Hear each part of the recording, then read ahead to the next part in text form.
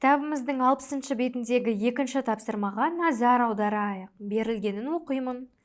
Сынып ішінен кез келген затты таңда.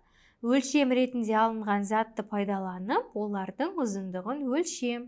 Балалар, сынып ішінен кез келген бір затты таңдайық. Мысалы, өшіргіш пен қарындашты таңдадық. Өлшем ретінде алған затты пайдаланып, оның ұзындығын өлшейік. Мысалы, мінеке осы қарындаштың ұзындығын өлшеу үшін өшіргішті қарайық. Бір рет, екі рет және тағы бір рет өшіргішті қоятын болсам, сонда біздің бір қарындашымыздың ұзындығы 3 өшіргішке тең екен. Келесі суретте осы қарындашты өлшеу үшін біз ұштағышты пайдаланамыз. 1, 2, 3.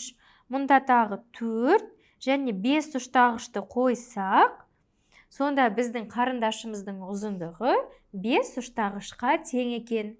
Мінеке сендер де осындай сынып бөлмесіндегі заттарды өлшесеңдер болады. 60-шы беттегі екінші тапсырма аяқталды. Жарайсыңдар балалар.